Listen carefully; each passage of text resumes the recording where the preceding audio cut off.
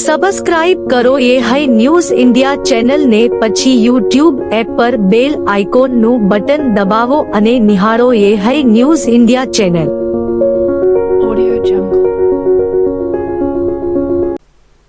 બનાસકાંઠા જિલ્લામાં અકસ્માતના બનાવો દિન પ્રતિદિન વધારો જોવા મળી રહ્યો છે, ત્યારે કેટલાક બેફામ રીતે ડ્રાઇવિંગ કરી લોકોની જિંદગી જોખમમાં મૂકતા હોય છે। ત્યારે આજે થરાદ સાચોર હાઈવે પર 4 રસ્તાની બાજુમાં બેફામ ટ્રક ચાલકે પાણીપુરીની લારીને અડફેટે લીધી હતી, જેમાં પાણીપુરીના માલિકે સમય સૂચકતા વાપરી પોતાનો જીવ બચાવ્યો હતો। મળતી માહિતી મુજબ વહેલી સવારથી જ પોતાના ધંધા રોજગાર અર્થે લારી પાણીપુરી વેચવા નીકળેલા પાણીપુરી વાળાને ટ્રક ચાલકે અડફેટે લેતા લારીને ભાગીને ભૂકો થઈ ગઈ હતી અને પાણીપુરી માલિકને ઈજાઓ પહોંચી હતી, જેને તાત્કાલિક નગરની હોસ્પિટલમાં સારવાર અર્થે ખસેડવામાં આવ્યો હતો। જોકે ઘટના સ્થળે લોકોના ટોળે ટોળા ઉમટી પડ્યા હતા અને આવા ટ્રક ચાલકોને પોલીસ કાયદાની સમજ કરાવે તેવી લોક માંગ ઉઠી હતી।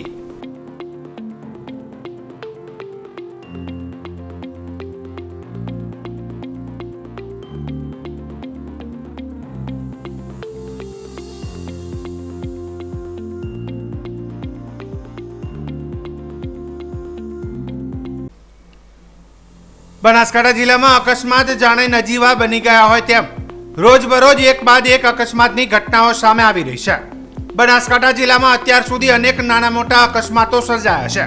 આવા અકસ્માતોમાં અત્યાર સુધી અનેક માસૂમ જિંદગીઓ ગઈ છે। બનાસકાંઠા જિલ્લામાં અકસ્માત વધવાનું કારણ લોકો પૂરપાટ ઝડપે વાહન ચલાવતા વારંવાર અકસ્માતો સર્જાઈ રહ્યા છે। ક્યારેક મોટા ભારે વાહનોના ગબલત ભર્યા ડ્રાઇવિંગના કારણે તો ક્યારેક ઓવરટેક કરવાના ચક્કરમાં અકસ્માત સર્જાતા હોય છે। છેલ્લા 4 મહિનામાં બનાસકાંઠા જિલ્લામાં રોજે રોજ અકસ્માતની ઘટનાઓ સામે આવી રહી છે, જેના કારણે ચોક્કસથી કહી શકાય કે બનાસકાંઠા જિલ્લામાં માર્ગ અકસ્માતના બનાવમાં ચિંતાજનક વધારો થઈ રહ્યો છે। ત્યારે થરાદ દુધવા રોડ ઉપર ટ્રિપલ અકસ્માત સામે આવ્યો છે, જેમાં ડમ્પર, પિકઅપ ડાલુ અને બોલેરો વચ્ચે અકસ્માત સર્જાયો હતો, જેમાં પ્રાપ્ત માહિતી મુજબ જામાભાઈ ગંગારામભાઈ પટેલ કરબુણનું ઘટના સ્થળે મોત થયું હતું, તેમજ 6 લોકો ઘાયલ થતા 108 મારફતે થરાદની રેફરલ હોસ્પિટલમાં ખસેડાયા હતા। જોકે ઘટનાની જાણ થરાદ પોલીસને થતા પોલીસ ઘટના સ્થળે આવી પહોંચીને તપાસ હાથ ધરી હતી।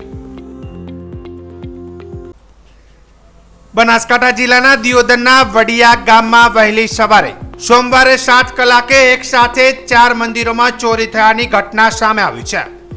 વડિયા ગામે ચોરોએ ગત મોડી રાત્રિએ અજાણ્યા ચોર ટોળકીએ 4 મંદિરોમાં તરખાટ મચાવતા ગામના મંદિરોમાં ચોરીની ઘટના બનતા ગામના લોકોમાં ફફડાટ ફેલાયો છે। ગામમાં એક સાથે 4 મંદિરોને નિશાચરોએ નિશાન બનાવી મંદિરોના મુખ્ય ગેટના તાળા તોડી મંદિરની દાનપેટીઓમાં ચોરી થયાની ઘટના પ્રકાશમાં આવી છે।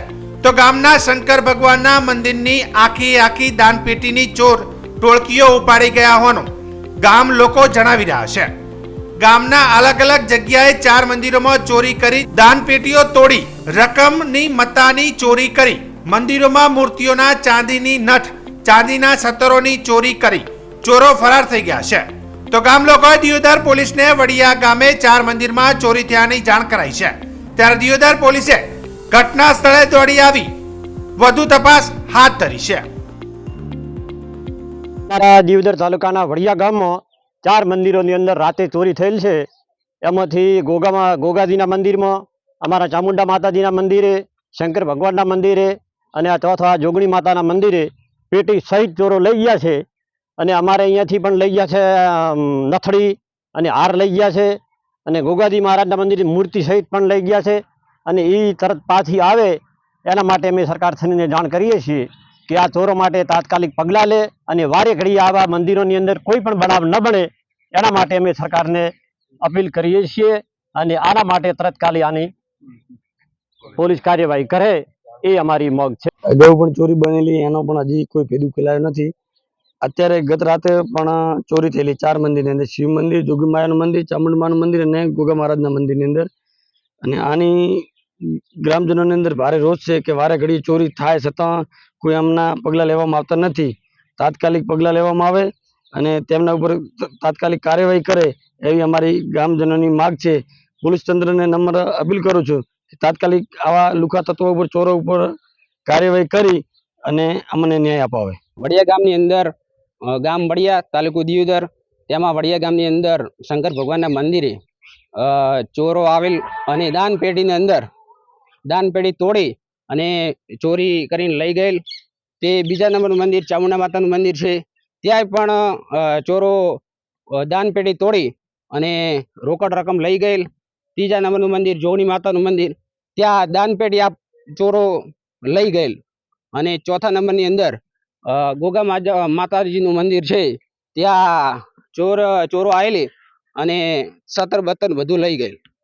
તે અમે જાણ કરી, પોલીસ વિભાગને જાણ કરેલ અને તંત્રને એટલું કહેવા માગીએ છીએ, વારંવાર વડિયા ગામની અંદર ચોરી થાય છે, તેના પગલાં લે અને અમને ન્યાય મળે. ગામ દિયોદર એડિશનલ સેશન કોર્ટે મહત્વનો ચુકાદો આપ્યો છે, જેમાં લાખણી પંથકની સગીરા પર અપહરણ, પોક્સો અને દુષ્કર્મ ગુજારનાર આરોપી સામે દિયોદર એડિશનલ સેશન કોર્ટે અલગ અલગ ગુનાઓમાં દંડ તેમજ 20 વર્ષની સજા ફટકારી છે. જેમાં પ્રાપ્ત માહિતી મુજબ લાખણી તાલુકાના લાલપુર ગામના ઈસમે તારીખ 16/6/2021 ના રોજ પીડિત સગીરાને ફોન કરી તમાકુ વાઢવાનું બહાનું બતાવી લલચાવી ફોસલાવી મોટરસાયકલ પર બેસાડી દિયોદરના ચમનપુરા ગામે લઈ ગયો હતો, જ્યાં તેની મરજી વિરુદ્ધ આરોપી અનુપજી રમેશજી ઠાકોરે દુષ્કર્મ ગુજાર્યો હતો અને સગીરાએ આ અંગેની ફરિયાદ થરાદ પોલીસ મથકે નોંધાઈ હતી. જેમાં થરાદ CPI જેબી ચૌધરીએ ઝીણવટ ભરી તપાસ કરી સમગ્ર ગુનાની ચાર્જશીટ દિયોદર એડિશનલ સેશન કોર્ટમાં રજૂ કરતા દિયોદર એડિશનલ સેશન કોર્ટના જજ RR દવેની કોર્ટે આરોપીને અલગ અલગ ગુનામાં સજા અને ₹7,000નો દંડ અને 20 વર્ષની સજા કરવામાં આવી હતી.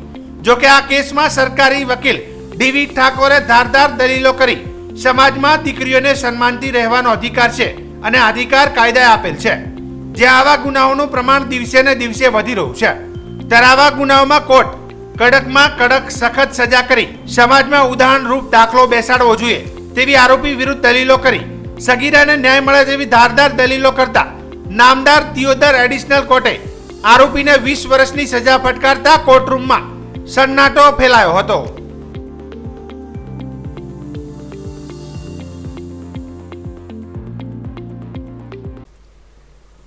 લોકસભા સામાન્ય ચૂંટણી 2024 અન્વયે પાલનપુર ખાતે બનાસકાંઠા જિલ્લા ચૂંટણી અધિકારી અને કલેક્ટર શ્રી વરુણકુમાર બરનવાલના અધ્યક્ષસ્થાને રાજકીય પક્ષોના પ્રતિનિધિઓ સાથે બેઠક યોજાઈ હતી. બેઠકમાં જિલ્લા ચૂંટણી અધિકારી કલેક્ટર શ્રી વરુણકુમાર બરનવાલે ખર્ચ નિયંત્રણ અને આદર્શ આચાર સંહિતાના અમલીકરણ અંગે રાજકીય પક્ષોના પ્રતિનિધિઓને માહિતગાર કરી જરૂરી સૂચન અને માર્ગદર્શન આપ્યું હતું. જિલ્લા ચૂંટણી અધિકારીએ આદર્શ આચાર સંહિતાના અમલ અંગે પેઇડ ન્યૂઝ વિશે ઉમેદવારી પત્રો ભરતી વખતે રજૂ કરવાના સોગંદનામા અંગે ઉમેદવારી પત્ર સાથે એફિડેવિટ રજૂ કરવામાં આવે તે અંગે ઉમેદવારના ચૂંટણી ખર્ચ બેંક એકાઉન્ટ અંગે ચૂંટણીના ચોપાનિયા કે ભીતપત્રો વગેરેના છાપકામ અંગે તેમજ ઉમેદવારી પત્ર ભરવા અંગે અને ચૂંટણીલક્ષી જરૂરી પ્રચાર પ્રસાર અને પ્રક્રિયા વિશે વિસ્તૃત જાણકારી આપી હતી. ઉમેદવારોએ બેંકમાં પોતાનું નામનું અલગ ખાતું કે ચૂંટણી એજન્ટનું જોઈન્ટ ખાતું ખોલાવવાનું રહેશે. આ ખાતામાં નાણાકીય વ્યવહાર કરી શકાશે.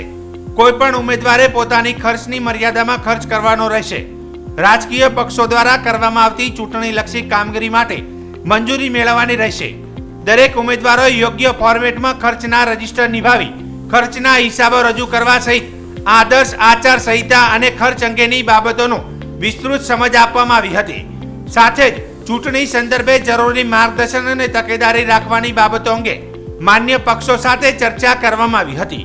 આ બેઠકમાં જિલ્લા વિકાસ અધિકારી MJ દવે, નાયબ જિલ્લા ચૂંટણી અધિકારી HK ગઢવી સહિત માન્ય રાજકીય પક્ષોના પ્રતિનિધિઓ વિનોદભાઈ ઉમંટ, મુકેશભાઈ પરમાર, માનસુખભાઈ, હર્ષદભાઈ પટેલ અને અન્ય અધિકારીઓ ઉપસ્થિત રહ્યા હતા.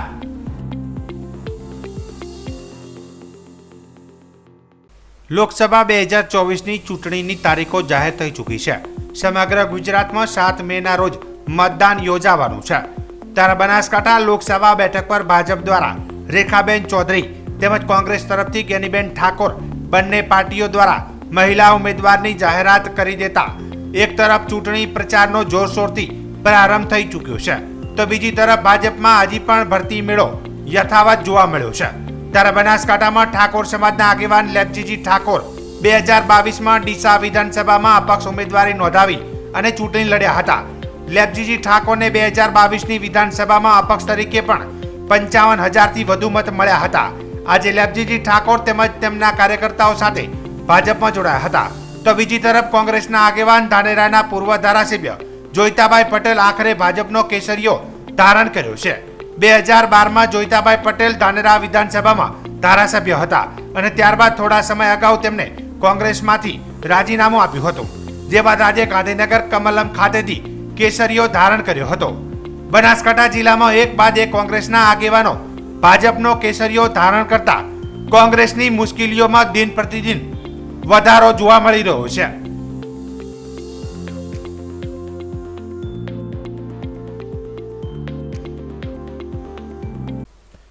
બનાસકાંઠા જિલ્લામાં અકસ્માતનો સિલસિલો યથાવત જોવા મળી રહ્યો છે. ત્યારે અકસ્માતના કારણે કેટલાક લોકોને જીવ ખોવાનો વારો આવી રહ્યો છે. ત્યારે ફરી એક વખત અમીરગઢ આબુ હાઈવે ઉપર ઇકબાલગઢ તરફથી બટાકા ભરેલ ટ્રેક્ટર પાલનપુર તરફ જઈ રહ્યું હતું. તે દરમિયાન બાલારામ બ્રિજ નજીક ટ્રેક્ટરના ચાલકે સ્ટેરિંગ ઉપરનો કાબુ ગુમાવતા ટ્રેક્ટર રોડ ઉપર પલટી થતા અકસ્માત સર્જાયો હતો. અકસ્માત સર્જાતા ટ્રેક્ટરમાં ભરેલ બટાકા હાઈવે માર્ગ ઉપર વેરવિખેર થયા હતા. અકસ્માત સર્જાતા ઘટના સ્થળે લોકોના ટોળા એકઠા થયા હતા. અકસ્માતની જાણ L&T વિભાગને થતા ઘટના સ્થળે આવી પહોંચ્યા હતા અને ટ્રાફિક નિયંત્રણ કરાવવાની કાર્યવાહી હાથ ધરી હતી. અકસ્માત સર્જાતા સદનસીબે મોટી જાનહાનિ ટળી હતી. સબસ્ક્રાઇબ કરો ये है न्यूज़ इंडिया चैनल ने પછી YouTube એપ પર બેલ આઇકોન નું બટન દબાવો અને નિહાળો ये है news India channel. Audio Jungle.